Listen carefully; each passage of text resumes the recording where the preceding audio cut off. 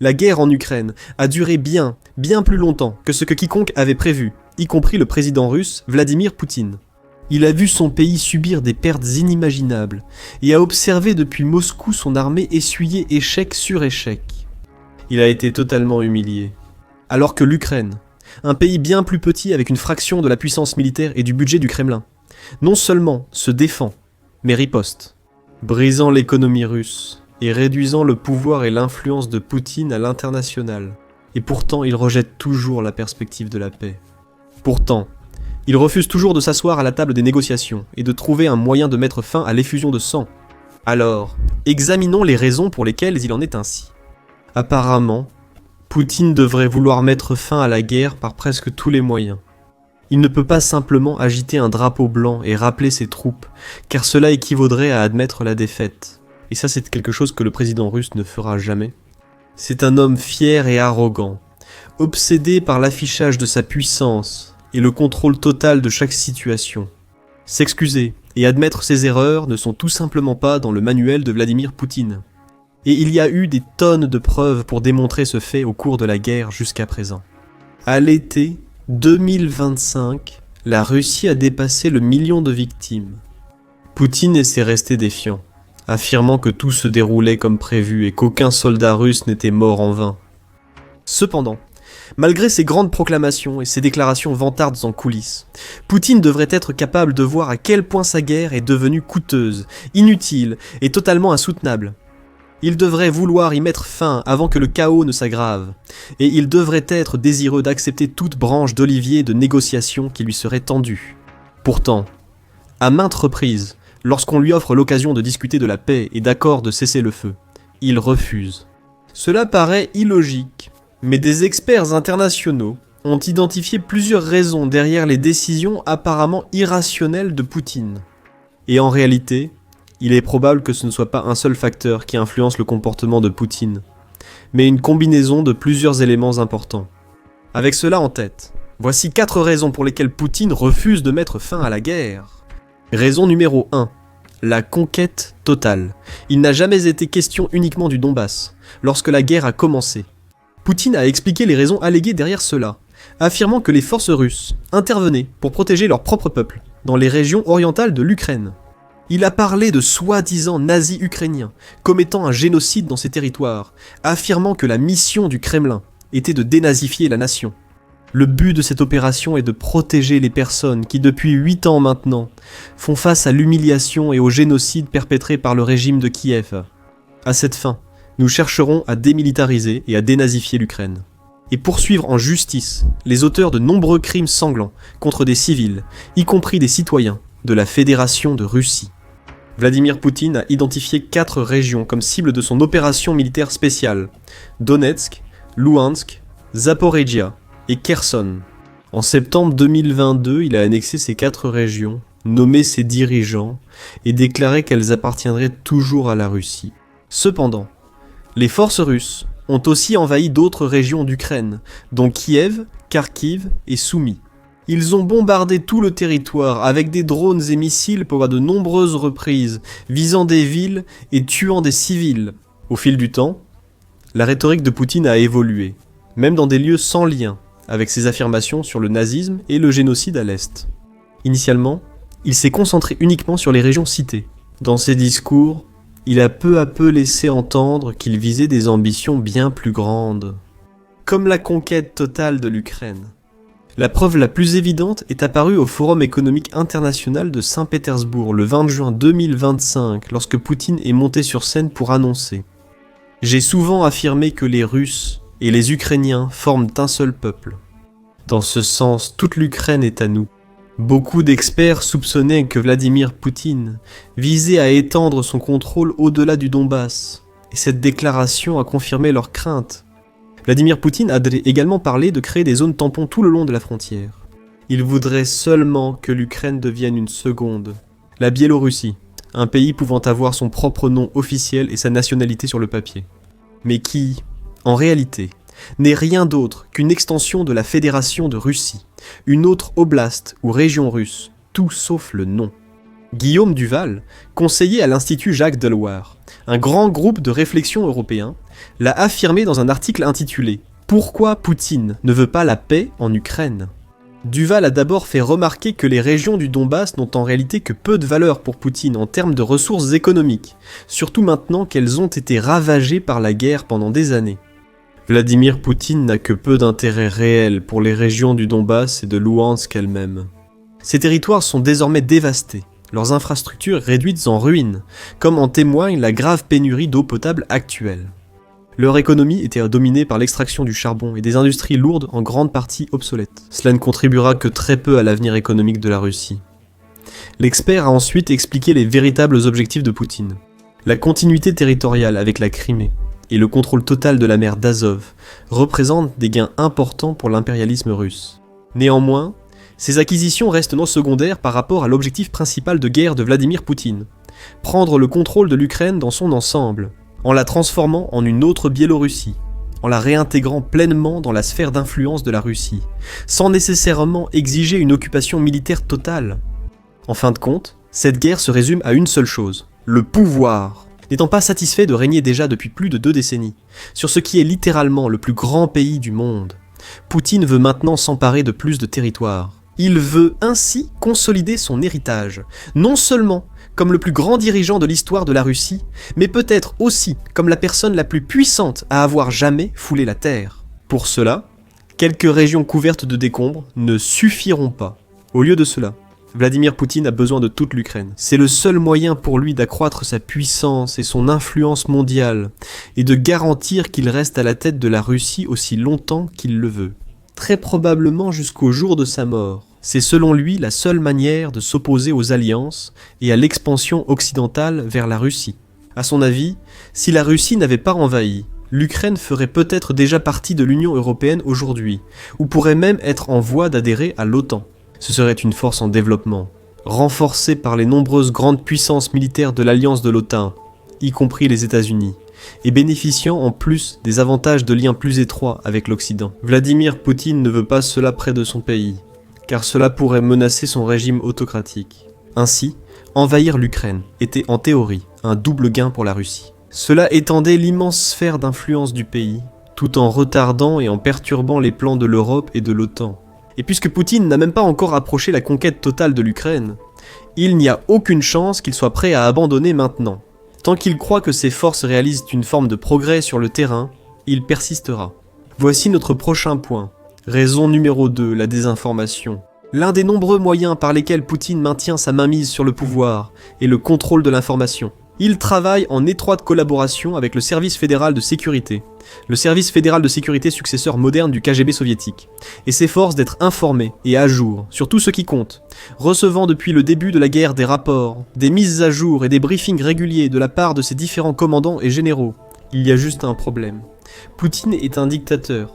C'est quelqu'un qui a à plusieurs reprises défié les lois constitutionnelles sur lesquelles la Fédération de Russie a été fondée, pour rester plus longtemps au pouvoir que tout autre dirigeant.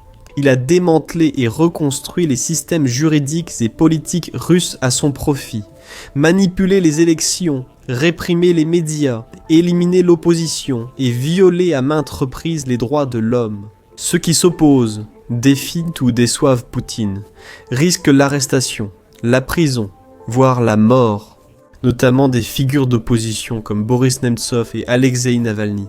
Même des membres du gouvernement de Poutine, comme l'ex-ministre des Transports Roman Starovoy, retrouvé mort quelques heures après son limogeage en juillet 2025. Et ce genre de choses arrive bien trop souvent pour être une coïncidence. Le dirigeant russe a ressuscité l'ère des purges à la Staline, créant une culture où personne n'est vraiment en sécurité, quel que soit son rang, son statut ou son niveau de loyauté. Même les élites fortunées et les officiers de l'armée russe, ayant consacré leur vie à défendre leur patrie, restent à la merci des humeurs et caprices de Poutine, dans une telle culture, une culture tellement dominée par la peur et l'intimidation.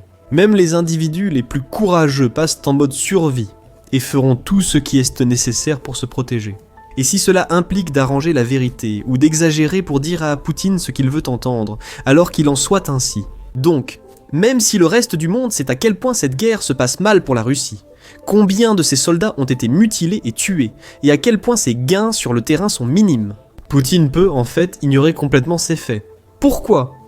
car ceux sur qui il compte pour l'informer sur la guerre préfèrent lui dire que tout va bien, que la puissante machine de guerre russe remporte de grandes victoires sur toute la ligne de front. S'ils lui disent ce qui se passe vraiment, il risque de se mettre en colère et de reporter cette colère sur eux, soit en les retirant de leur poste, soit pire encore. Comme le note Duval, dans les régimes autocratiques, comme celui de Poutine, fournir des évaluations honnêtes aux dirigeants s'avère souvent périlleux pour ceux qui ont le courage de s'y risquer, malgré les graves revers militaires que ces armées ont subis au cours de 3 années éprouvantes, avec des centaines de milliers de soldats tués et mutilés, des milliers de chars détruits. Poutine reste flatté par les courtisans qui l'entourent, et systématiquement désinformé par les rapports trompeurs de ses généraux. Il existe de nombreuses preuves pour étayer cela. De nombreux reportages vidéo montrent le chef de l'armée russe, le général Valery Gerasimov, annonçant à Poutine de grandes victoires en Ukraine. Ils inventent littéralement des statistiques sans aucun fondement dans la réalité. Fin octobre 2025 par exemple, Gerasimov a effrontément annoncé à Poutine que les forces russes avaient pris le contrôle de plus de 70% de la ville de Vovchansk, dans la région de Kharkiv. Plusieurs sources, dont l'Institut pour l'étude de la guerre, ont aussitôt discrédité ces affirmations. Dans un résumé des dernières nouvelles du front, l'Institut pour l'étude de la guerre a écrit « L'Institut pour l'étude de la guerre n'a pas observé de preuves pour étayer les affirmations de Gerasimov. L'Institut pour l'étude de la guerre n'a constaté que des preuves montrant que les forces russes contrôlent environ 23% de Vovchansk. L'Institut a aussi remarqué que même les blogueurs militaires russes les plus endurcis critiquaient la désinformation de Gerasimov. Mais le point clé ici n'est pas une question de faits ou de réalité, c'est ce que Poutine croit qui compte. Et si Poutine se fait répéter sans cesse par ceux qui dirigent sa guerre que tout se passe bien, alors pourquoi verrait-il une raison d'y mettre fin ? Comme le souligne Duval, ces briefings militaires minimisent toujours les pertes russes, et exagèrent de même leur succès. Vladimir Poutine pense donc probablement que les forces russes vont bientôt remporter une victoire décisive et que la résistance ukrainienne cédera s'il maintient la pression. À travers ses discours et ses déclarations, Poutine transmet souvent l'idée que le reste du monde est fou. Ils vivent dans une autre réalité et refusent d'accepter les victoires russes. En réalité, tout cela pourrait simplement s'expliquer par le fait qu'il est lui-même mal informé par ceux en qui il a choisi de faire confiance et que tout est de sa propre faute. Les gens autour de Poutine ont peur de lui dire ce qui se passe réellement parce qu'ils savent qu'il risque de faire une crise puérile et de les punir, plutôt que d'admettre qu'il a pris une mauvaise décision. Comme l'explique Duval, cette même idée s'applique aussi à l'économie. La même dynamique s'applique aux évaluations de la situation économique de la Russie, que ses dirigeants technocrates essaient certainement de cacher à Poutine. L'aggravation structurelle et l'effet accru des sanctions occidentales. Cet écosystème informationnel crée une tendance structurelle qui pousse Poutine à croire que sa position est bien plus forte que ce que la réalité suggère. Tout cela reste lié aux preuves observées pendant la guerre. Poutine s'est vanté à plusieurs reprises de la capacité de l'économie russe à résister aux sanctions occidentales, affirmant que son pays n'a jamais été aussi fort, tandis que les nations occidentales pliaient et s'effondraient. Les responsables financiers et économiques ont tenté de rassurer le dirigeant, admettant rarement que la Russie, proche de la récession, peinera à survivre si les dépenses de défense continuent à ce rythme. Ce qui nous amène à la troisième raison. Troisième raison. Le pari de Poutine. Si la guerre Russie-Ukraine était du poker, Poutine aurait tout misé. Il a tout misé dans ce conflit, engageant des centaines de milliards de dollars pour cette cause. La défense est maintenant la principale industrie en Russie.